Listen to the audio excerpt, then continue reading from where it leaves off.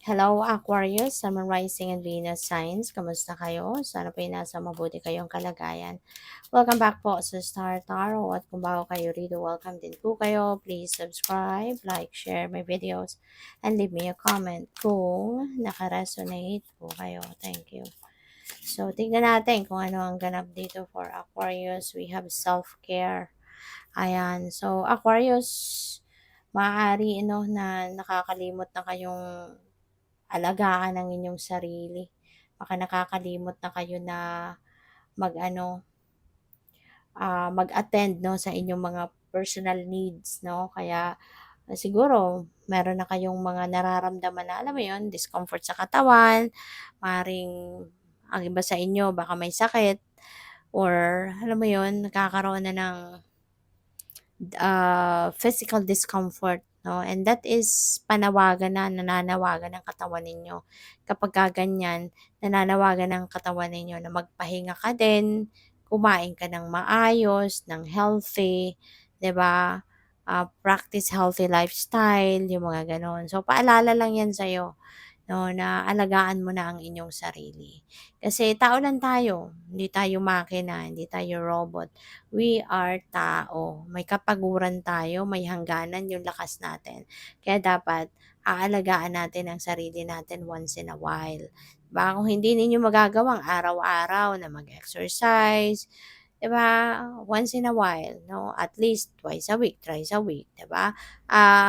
Apwera lang, no? Kung talagang hindi kayo fit, 'di ba? Hindi kayo fit to exercise. So, talagang huwag kayong mag-exercise. And maybe you can do other things, 'di ba? Na at least meron lang kayong physical activity, yung gano'n. Pero magagawa ninyong alagaan din ang sarili ninyo by doing meditation, 'di ba? By feeding yourself with yung masustansya talagang pagkain, 'di ba? Nasa oras ang pagtulog, yung mga ganyan. There are so many things, so many ways, no? Na magagamit ninyong pamamaraan para sa paalagaan ninyo ang inyong sarili. Okay? So, yun. And the strength. Ayan. So, kailangan ninyo talaga na ibalik no, yung inyong physical strength. So, feeling ko dito, kaya kayo may self-care kasi baka ang iba sa inyo talagang baka nanghihina, no? Baka na-burnout kayo sa sobrang trabaho, sobrang sipag, sobrang tiyaga, ayan, 'di ba? So, importante na ibalik ninyo ngayon, no, yung inyong lakas. So, we have rescue, help others in need, or ask for assistance when you need it. So, it's either kayo yung mga ngailangan ng tulong sa ngayon, or kayo yung meron tutulungan. So, regardless, 'di ba? Dati naman kayong matulungin, lagi naman kayong hindi naman kayo greedy, 'di ba? Matulungin din kayo, nagbibigay din kayo, kaya kapag ikaw din naman ang nangangailangan ng tulong ng iba, hindi ka rin mahihindihan ng mga tao na lalapitan mo, okay? So, what else? By the way, maraming salamat, no, for subscribing. And if you haven't subscribed yet, subscribe na kayo. And also, maraming salamat din for not skipping the ads. Malaking bagay po yan sa akin. And also, please click the join button sa baba ng video kung gusto po ninyo na mag-join kayo sa membership. Salamat po. So, what else?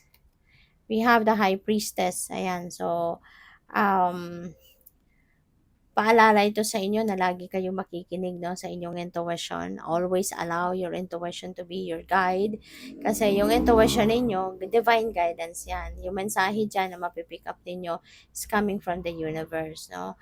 And it will not lead you astray. Okay? It will not lead you astray. It will always guide you towards the right path, towards the right decision. Alright? Kaya sa ngayon, maaari no, na magkakaroon na kayo ngayon ng enlightenment, magkakaroon na kayo ng clarity of thought, no? So, yun. Good luck. We have the 8 of Wands, pero naka-reverse siya. So, siguro Aquarius, may mga inaasikaso kayong magkakaroon ng mga delays, no? Pwedeng may mga ini-expect kayo, kunyari, information or mga papeles or pagdating ng tao na pwedeng ka-meeting ninyo or ka-transaction ninyo. So, there will be slow movement, no? Mabagal ngayon ang turnout no ng mga kaganapan. There will be slow progress no, may mga delays na mangyayari at, masusubukan dito yung inyong pasensya, okay? You need to practice patience. You need to practice more tolerance, 'di ba? Kasi baka alam mo 'yun, hindi po puwede rito yung mamadaliin mo. Kasi hindi mo naman mapipilit, 'di ba? Maraming mga bagay ang hindi natin kontrolado. So, kailangan matitas dito yung inyong pasensya, okay? Kaya be patient kasi hindi naman natin hawak 'no, ang isip ng iba, hindi natin hawak ang buhay ng iba, 'di ba? Lalo-lalo na kung kunyari merong involved na ibang tao rito, 'no? So, we need to practice patience. What else? We have the Three of Pentacles. So, but anyways, 'di ba, may mga taong tutulong sa'yo, you know. Kung ikaw meron tutulungan, meron ding tutulong sa'yo. May mga bagay din dito na merong support kang makukuha from other people. Pupuwedeng meron ditong mag-o-offer sa'yo ng tulong, baka merong makikipag-collaborate sa'yo, merong support na paparating, 'no. Even if hindi kayo humihingi ng tulong, pupuwedeng may mga taong mag-aano sa inyo, pupuwedeng merong mga taong magvo-volunteer, you know, na, ako marunong ako niyan, tutulungan kita, 'no, yung gano'n or other things. So, for some of you, education will be the focus, 'no, ninyo. Baka sa ngayon meron kayong gustong matutunan, meron kayong gustong alamin, meron kayong mga siguro may mga a-attendan kayong mga training workshops, mga ganyan, mga seminars, skills development, trainings, mga ganyan, ano, because siguro nagkaka-interest kayo into something na gusto ninyong matutunan nito, gusto ninyong madagdagan ang inyong kaalaman, sa kung ano man expertise na 'yan, 'di ba? So, good luck sa'yo. Pupuwede rin na merong mag-aaral 'no, maybe you're going back to school, formal schooling, baka meron ditong magma-masters, yung gano'n or totally panibagong course 'no. So, good luck. So, merong Tower energy. So, si Tower energy, ano 'to, bigla ang pagbabago. This is a sudden change na mangyayari. This is a sudden, change na pupuwedeng mag-unfold 'no, sa buhay mo sa ngayon. At siyempre may ano 'to, may element of surprise ito kasi nga hindi mo 'to plano, hindi mo 'to sariling plano, kundi plano ito ng universe para sa'yo. So, 'yun, maging bukas ka lang 'no, sa pagtanggap ng mga pagbabago. Kasi lahat naman 'di ba, na nangyayari sa buhay natin, that's according to the divine order and timing. So, may mga bagay na hindi tayo kontrolado, so 'wag na nating problemahin 'yun.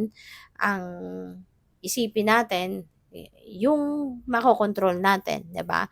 At yung mga pagbabago, katulad nito na mga biglaang puwedeng mangyari, let's just embrace it. Sumabay na lang tayo sa agos ng buhay and, ang mahalaga lagi tayong makinig 'no, sa guidance ng universe. Kasi lagi niya tayong tutulungan, lagi niya tayong gagabayan patungo sa kung saan tayo dapat na mapunta or pumunta, okay?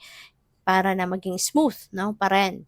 Even though this is not our plan, but magiging smooth yung transition, 'di ba, kung susunod tayo sa kanyang guidance.